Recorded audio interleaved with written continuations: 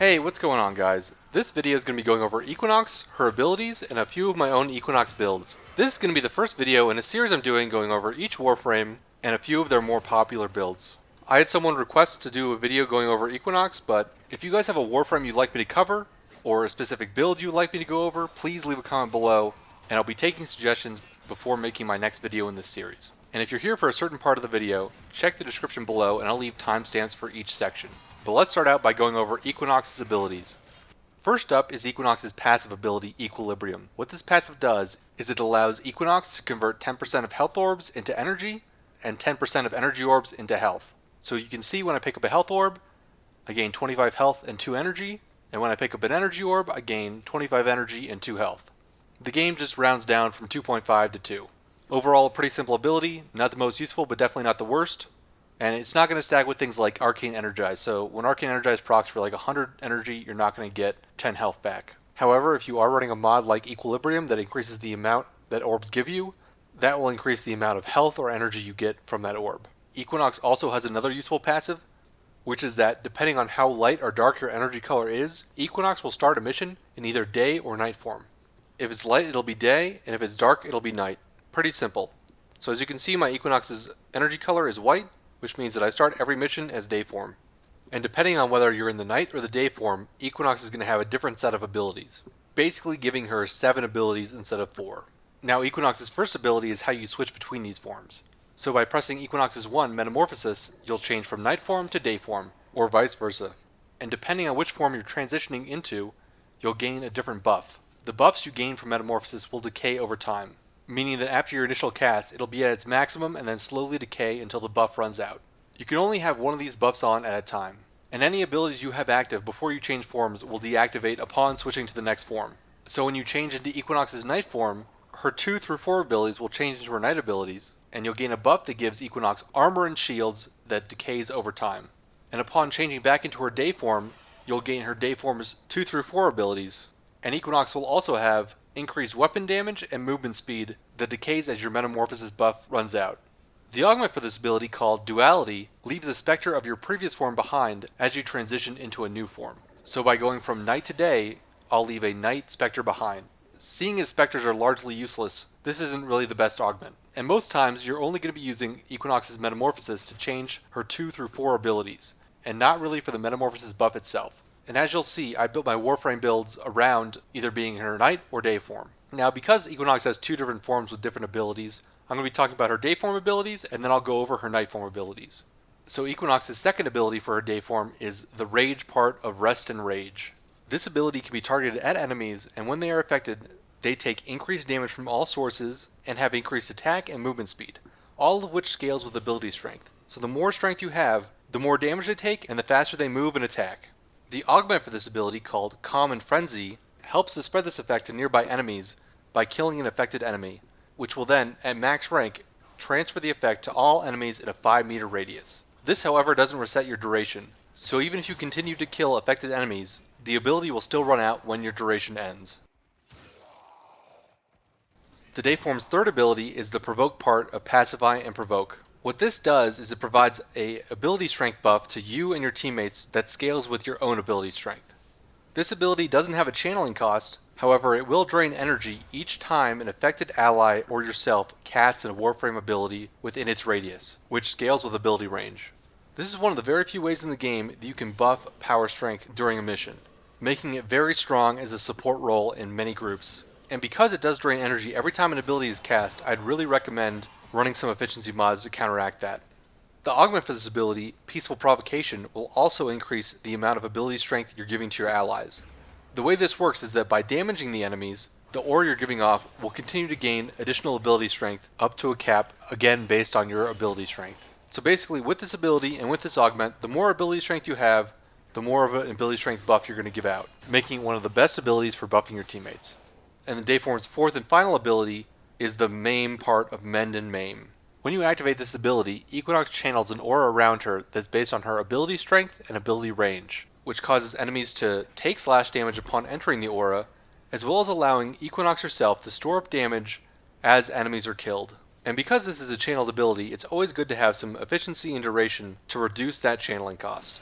which I'll go over more in the build section. But as you kill enemies with MAME active, Equinox will absorb 75% of their maximum health and shields every time an enemy dies while in your radius. You can see an indicator for this in the top right hand corner of my screen. When you deactivate MAME, the stored damage at the top right is dealt to all enemies within your MAME's ability range.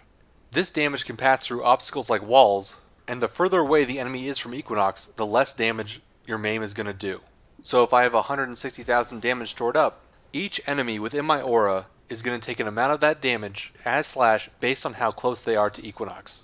Now, enemies will also take slash damage as they enter Equinox's aura, and that damage is based on your ability strength. However, the damage we store up with MAME is not. That's only based on the health of the enemies, which means that for most MAME builds, ability strength is not a big priority, because it's not going to increase the amount of damage that you're going to release upon deactivation. You can tell which enemies are taking the stored up damage, because a line based on your energy color will link Equinox to the enemy. And because MAME is based on enemy health, you can scale this to almost any level, so long as you're able to kill enemies with other abilities or weapons, and then use the stored up damage from that to kill enemies in a large radius. And I'll be talking a little bit more about all this during my build section. But as you can see, upon activating my aura, it will temporarily stun enemies and cause them to take some slash damage over time. This slash damage isn't really useful at high levels, but at low levels you can definitely use this to kill enemies very quickly. MAME is great for killing high level content and is probably most often used in Elite Sanctuary Onslaught.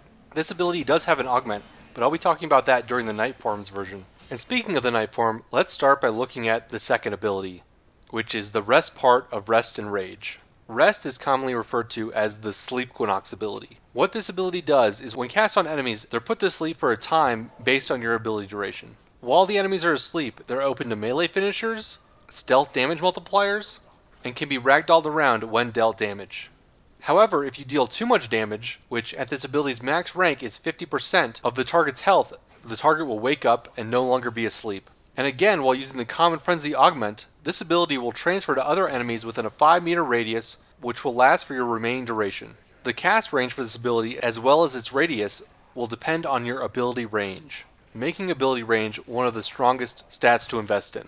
The Night Form's third ability is the Pacify and Provoke. Similar to Provoke, this ability emits an aura from Equinox. However, this aura will reduce enemy damage based on your power strength and the distance from Equinox to the enemy. So if enemies are at the edge of your aura, they're going to deal about twice as much damage as enemies right next to you would deal. And as they get closer to Equinox, they're going to deal less and less damage. Basically, you just want to be up close and personal for the maximum damage reduction. And just like Equinox's day form, this ability is going to drain energy per enemy affected. So the more enemies you have in your aura, the more energy is going to drain, meaning that ability efficiency is quite useful here.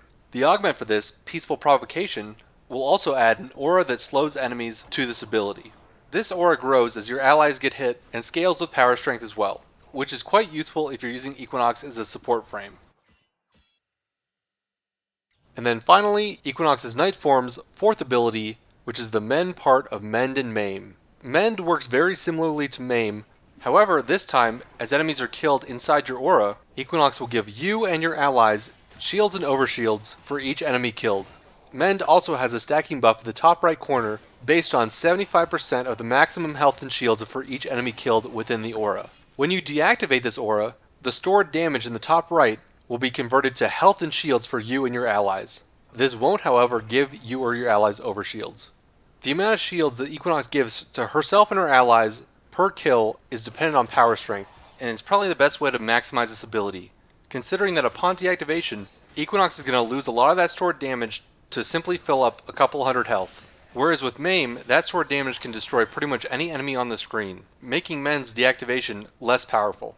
And now that I've talked about both versions of the skill, let's look at the augment. The augment for Mend and Maim, called Energy Transfer, allows you to save up 100% of your charge from either Mend or Maim while switching forms with Equinox's Metamorphosis. This means you can keep Mend active to heal and then switch over to Maim to kill enemies, or vice versa. While I wouldn't call this augment extremely powerful, it does allow you to play both night and day form without worrying about losing your accumulated damage while switching between forms. But I think that about covers it for Equinox's abilities. Now let's look at a couple builds that I use for her. The first build, and the one I use the most, is definitely her nuke build.